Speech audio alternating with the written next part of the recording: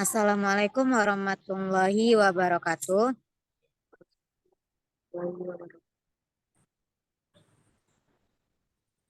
Baiklah, kami dari kelompok 1 dengan mata kuliah metodologi penelitian akan menjelaskan materi terkait dengan konsep dasar penelitian ilmiah. Baiklah, langsung sebelumnya perkenalkan anggota dari kelompok 1 yang pertama, yaitu saya sendiri, Mayang Sofi, dengan NIM 2008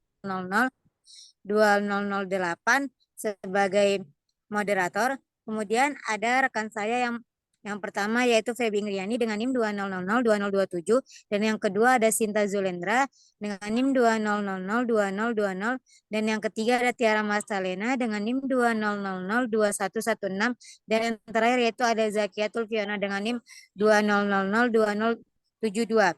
Baiklah, langsung saja pada materi pertama akan dijelaskan oleh Tiara. Kepada Tiara dipersilahkan.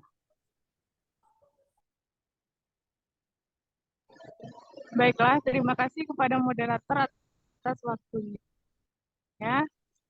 Materi yang pertama yang akan saya bacakan saya sampaikan yaitu tentang pengertian. Secara etimologi, penelitian berasal dari bahasa Inggris research atau berarti kembali dan research berarti mencari. Sehingga research berarti mencari kembali. Selanjutnya, beberapa definisi penelitian menurut beberapa ahli, yaitu yang pertama, Tuckman mendefinisikan penelitian atau research is a systematic attempt to provide answer to question, yaitu penelitian merupakan suatu usaha yang sistematis untuk menemukan jawaban ilmiah terhadap suatu masalah. Sistematis artinya mengikuti prosedur atau langkah-langkah yang sudah ditentukan.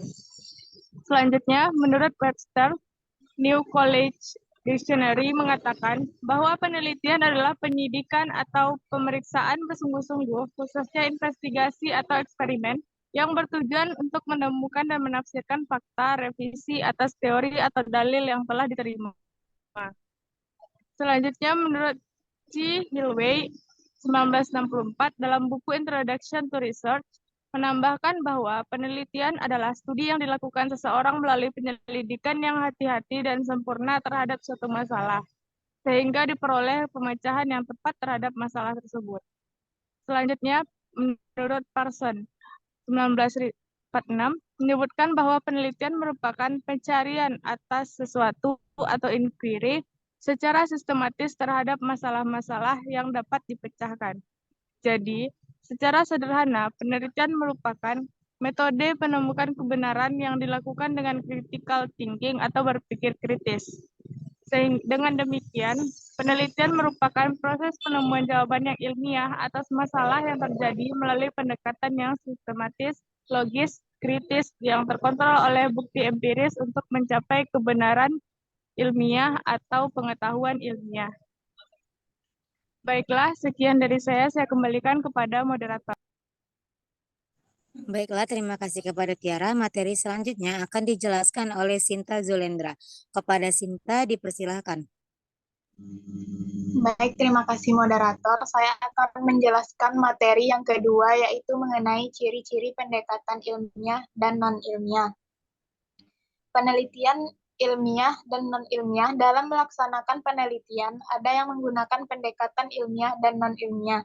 Suatu penelitian dapat dikategorikan sebagai penelitian ilmiah hanya apabila mengikuti aturan dan prosedur tertentu. Adapun ciri-ciri dari penelitian ilmiah yaitu yang pertama, sistematik. Pelaksanaan penelitian melalui prosedur yang benar, mempunyai urutan yang tepat dan teratur. Penelitian tidak dilakukan dengan sembarangan, tetapi melalui suatu mekanisme dan sistem tertentu. Adapun ciri-ciri yang kedua yaitu controlled. Hasil penelitian dapat diawasi dan ditelusuri. Semua pekerjaan penelitian dapat dipertanggungjawabkan. Ciri-ciri yang ketiga yaitu empirical.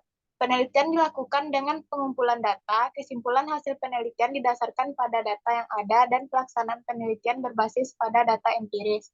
Adapun ciri-ciri yang ketiga yaitu critical. Penelitian bersifat penting, menyentuh akar masalah, rinci dan mendalam, mencakup isu dan wacana yang berkembang. Adapun Ciri-ciri dari penelitian ilmiah yaitu yang pertama, akal sehat merupakan serangkaian konsep dan bagan konsep untuk penggunaan secara praktis dalam memecahkan suatu masalah. Ciri-ciri yang kedua yaitu prasangka merupakan sikap mengambil keputusan sebelum mengetahui fakta yang relevan dari suatu objek. Yang ketiga yaitu intuitif, merupakan langkah yang didapat melalui proses yang cepat tanpa disadari atau terpikir terlebih dahulu. Yang keempat yaitu ada setelah intuitif yaitu ada penemuan kebetulan dan coba-coba, yaitu penemuan kebetulan dan coba-coba lebih didasarkan pada tindakan yang bersifat untung-untungan. Selanjutnya yaitu otoritas ilmiah dan kewibawaan. Otoritas ilmiah adalah orang-orang yang berpendidikan tinggi dan dianggap mempunyai keahlian di bidang ilmu tertentu. Baiklah, itulah yang dapat saya sampaikan. Saya kembalikan kepada moderator. Baiklah, terima kasih kepada Sinta. Materi selanjutnya akan dijelaskan oleh Feby Ingriani. Kepada Feby, disilakan.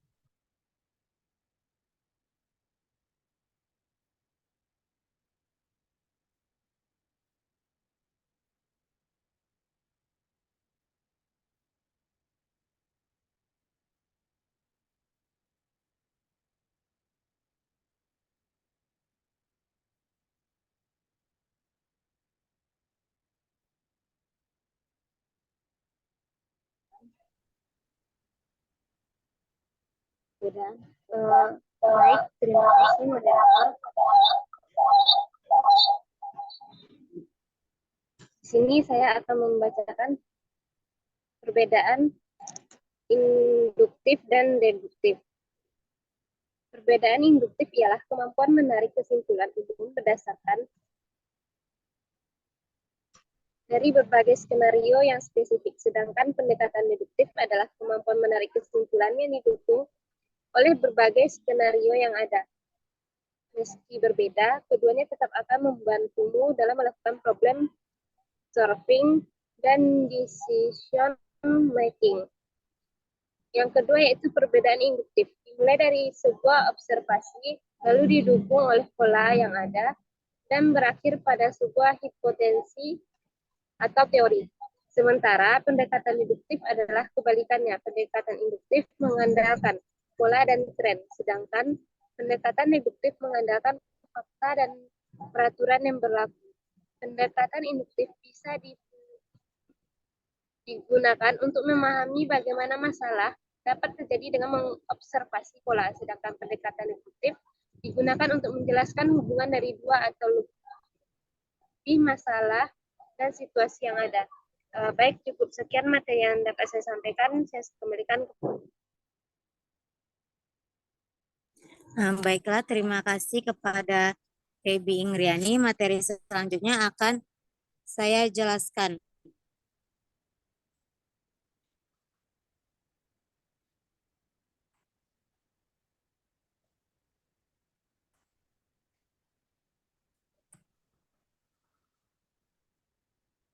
Yaitu perbedaan pendekatan kuantitatif dan kualitatif.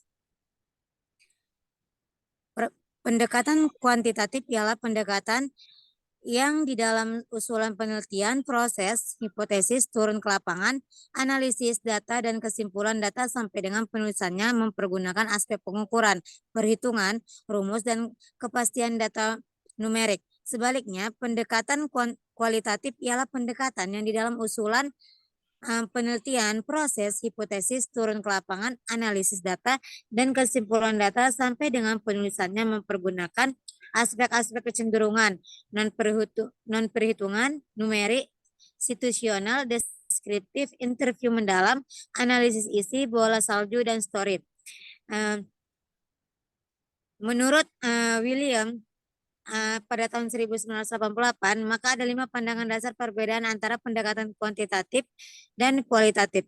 Kelima dasar pandangan tersebut ialah yang pertama, pada dasar pandangan sifat realitas.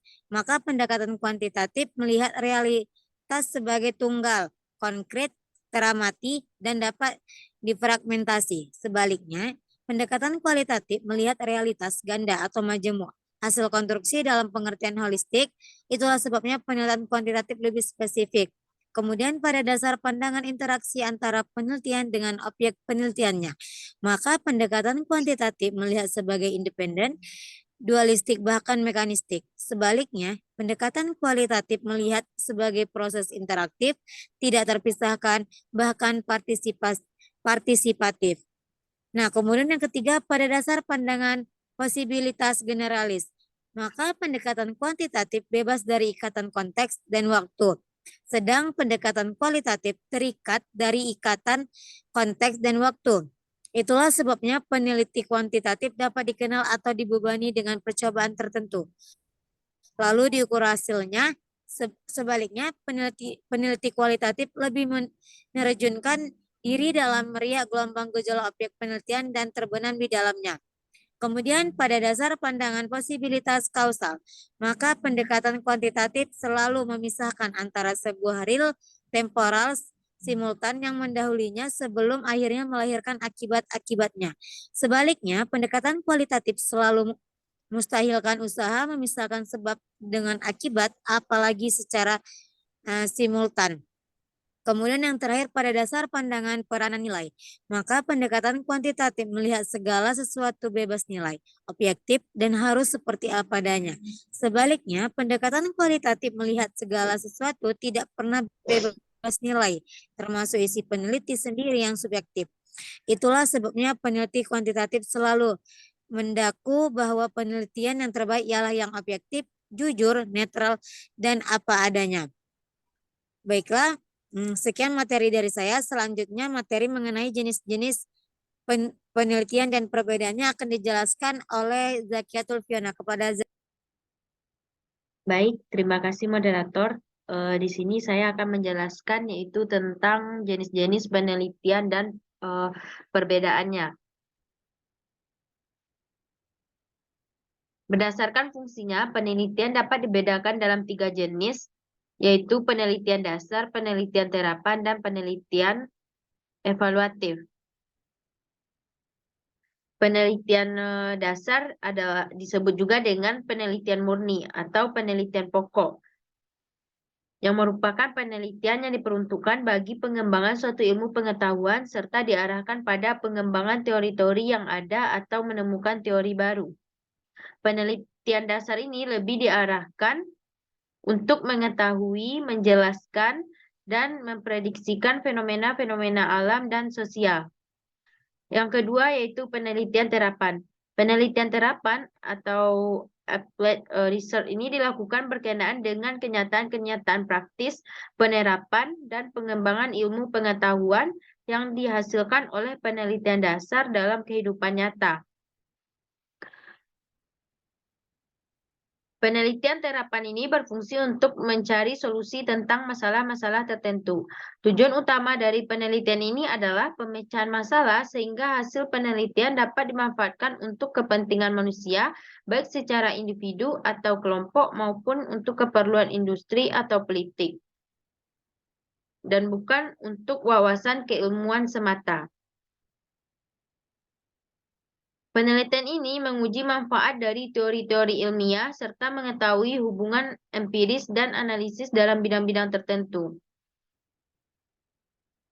Penelitian terapan dapat diartikan sebagai studi sistematik dengan tujuan menghasilkan tindakan aplikatif yang dapat dipraktekkan bagi pemecahan masalah tertentu. Hasil penelitian terapan tidak perlu sebagai suatu penemuan baru, tetapi merupakan aplikasi baru dari penelitian yang sudah ada. Yang ketiga yaitu penelitian evaluatif. Penelitian evaluatif pada dasarnya merupakan bagian dari penelitian terapan, namun tujuannya dapat dibedakan dari penelitian terapan. Penelitian ini dimaksud untuk mengukur keberhasilan suatu program, produk, atau kegiatan tertentu. Penelitian ini diarahkan untuk menilai keberhasilan, manfaat, kegunaan, sumbangan, dan kelayakan suatu program kegiatan dari suatu unit atau lembaga tertentu.